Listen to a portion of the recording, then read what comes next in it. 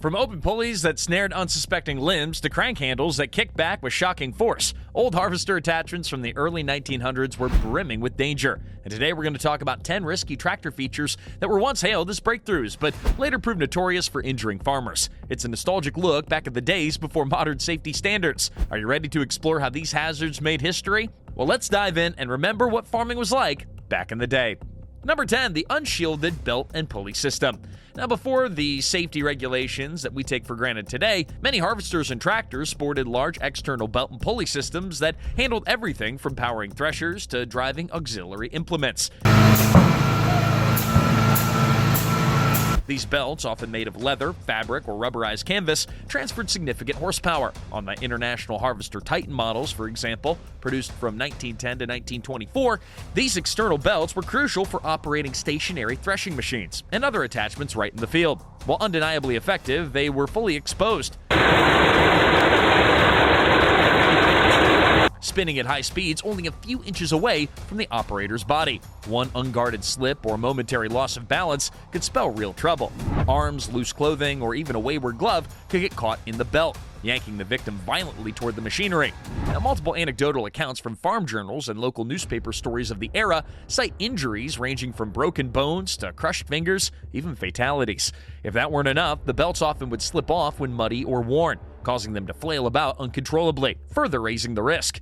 Farmers sometimes spoke of dancing belts in a grimly humorous way, recognizing how dangerously unpredictable these mechanical serpents could actually be.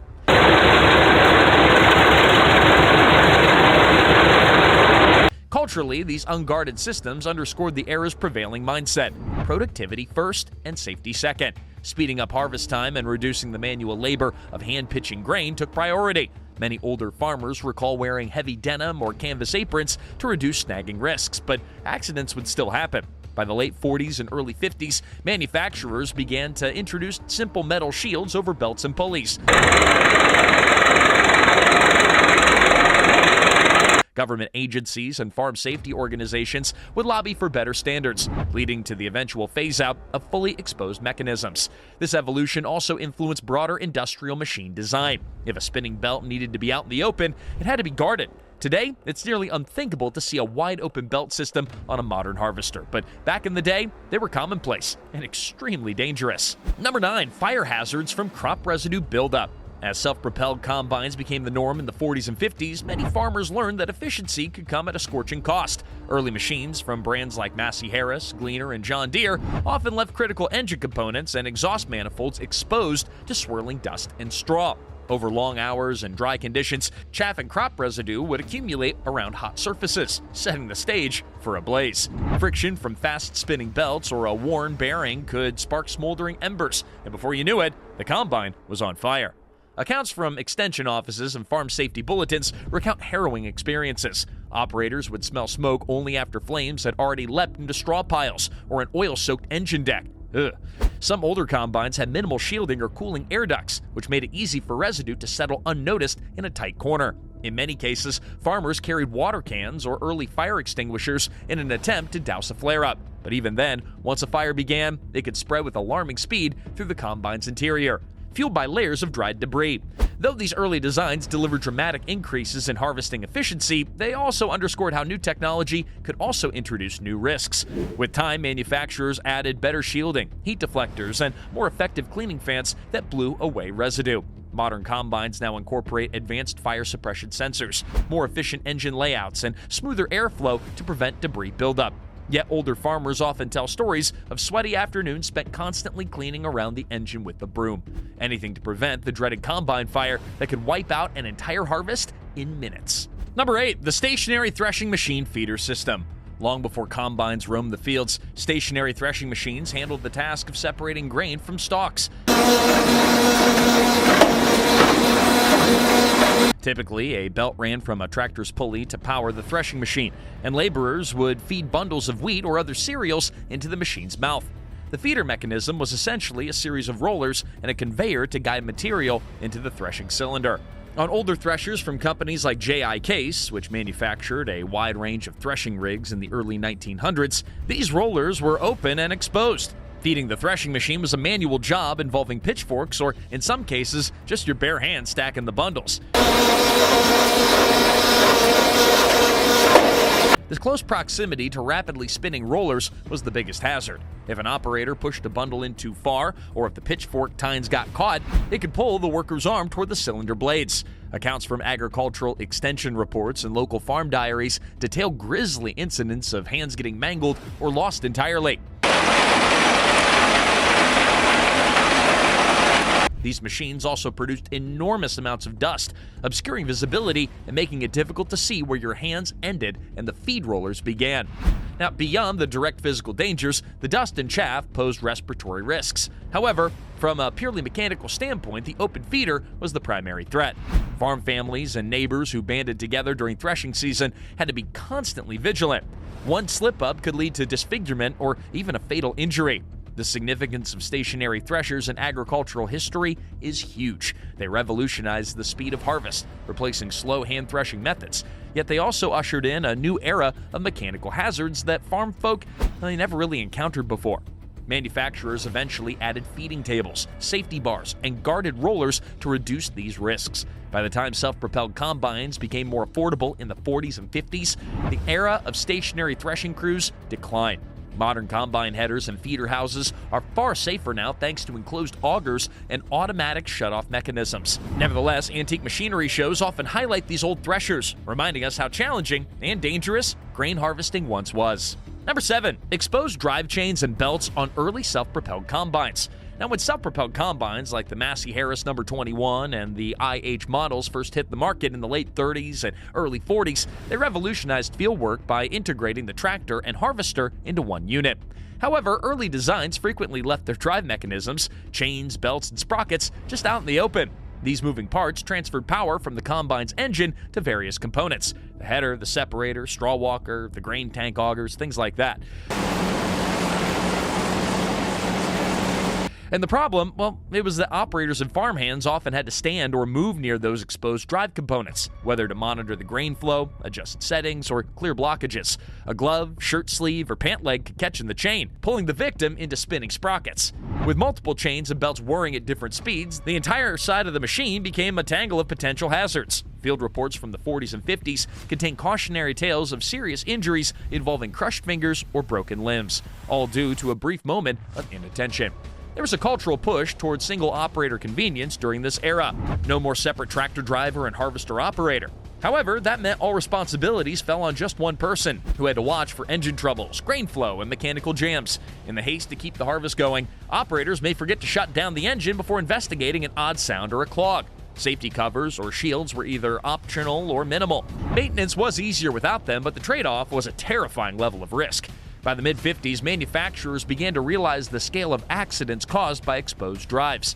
They started adding sheet metal guards, and extension offices hammered home the importance of turning the machine off before any service.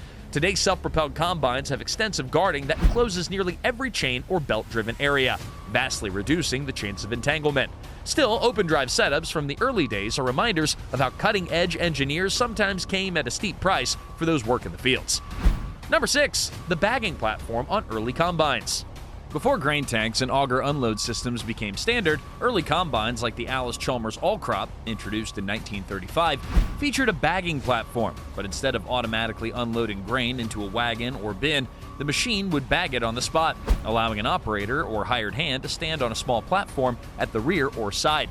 This person had to monitor the flow of threshed grain, swap out full bags, and then tie them off, all while being jostled around and surrounded by moving parts.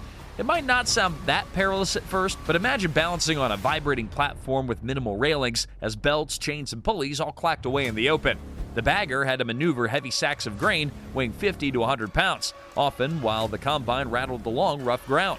A wrong step could send you tumbling into the path of the machine or off the edge entirely. And then there's the dust factor. With chaff swirling about, visibility's pretty poor. Eyes can tear up, and footing, well, it becomes uncertain. Historical farm publications recount the bagger's job as not for the faint of heart. And indeed, there were injuries from people stepping too close to the unguarded drives or slipping off under the machine's wheels.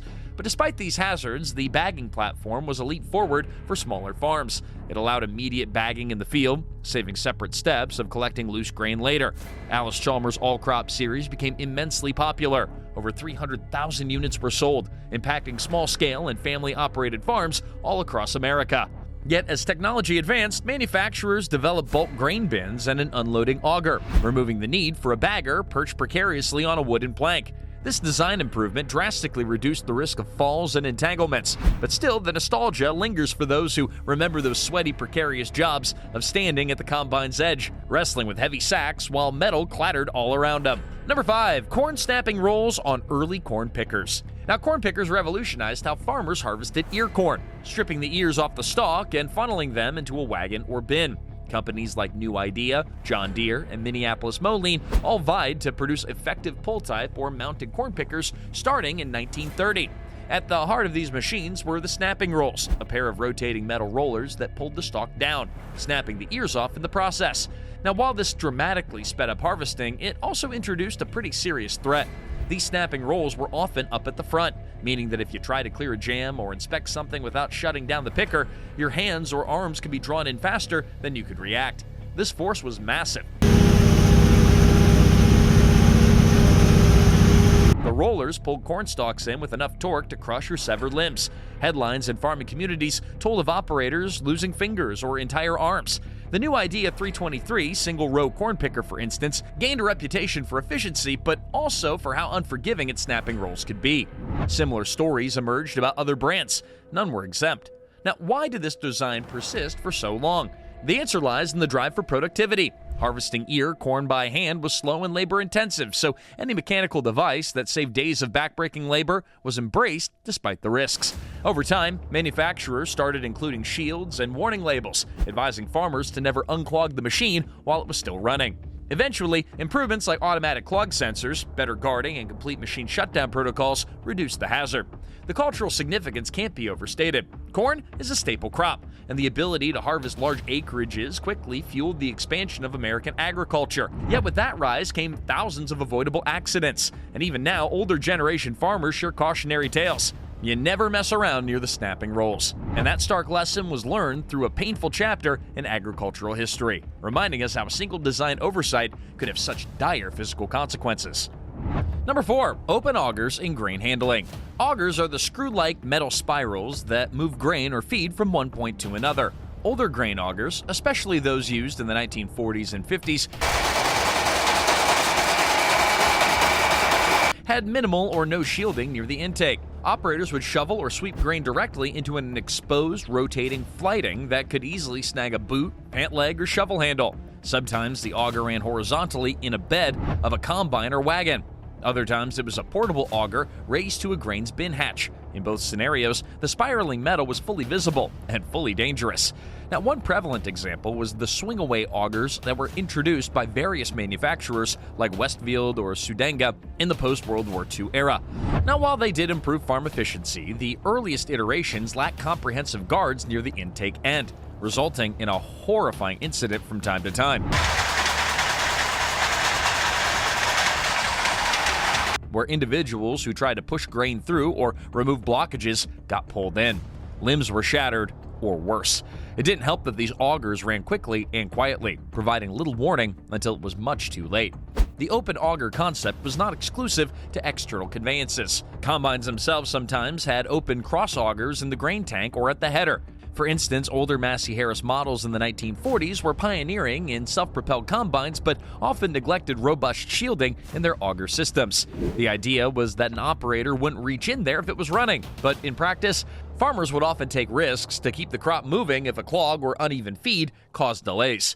Over the decades, grain auger safety became a hot topic at farm safety seminars. Extension services demonstrated how quickly a piece of clothing could be wrapped around an auger shaft in mere seconds. Modern augers now include cages, grills, or extended inlets that keep hands and feet away from the flighting. This transition mirrors the broader push in agriculture to prevent amputations and gruesome injuries. Yet for many older farmers, the memory of those unshielded augers lingers a bit. It's a powerful testament to how a straightforward device, a rotating spiral, could turn from a farmer's ally into a life-altering hazard in a heartbeat. Number 3. No cabs for operator protection. When self-propelled combines first emerged, like the Massey Harris No. 20, introduced around 1938, or the Model 21 in 1941, they brought an incredible leap in efficiency. No longer did you need a separate tractor and pull-type harvester. You could sit atop a single machine and run it across the field. But sit atop is the key phrase here. There's no enclosed cab to shield the operator. It's just you, fully exposed to the dust, chaff, heat, and sometimes even thrown debris if the combine's header picked up a rock or other objects. Stories abound of operators returning from a day's combining looking like they've been rolling in flour, covered head to toe in fine dust. While frustrating and filthy, the real danger lie in the potential for eye damage, lung irritation, or sudden impacts. Sharp stones or metal scrapes could be flung upward by the reel or header, striking the operator at high speeds. Worse still, these open platforms provided zero rollover protection or overhead shielding. If you misjudged a low branch or an incline, you were kind of on your own. Culturally, though, early self-propelled combines were hailed as marvels of progress. They drastically cut down on labor needs, allowing a single farmer to handle a large swath of grain in record time. Many older farmers still recount just how exhilarating it felt to be at the helm of a brand new SP combine, even if it meant wrestling with dust, goggles, and bandanas. Now, gradually, however, manufacturers recognized the toll on the operator's health and safety, and by the 60s and 70s, enclosed cabs began appearing on premium models, equipped with rudimentary air filters and fans. This shift was more than just about comfort. It significantly reduced operator exposure to airborne debris, and it reduced accidents caused by flying objects. Today, climate-controlled, sealed cabs with advanced air filtration are pretty standard, highlighting just how far we've come. But those who recall the days of an open combine platform can appreciate both the nostalgia and the reason that those old designs faded into history.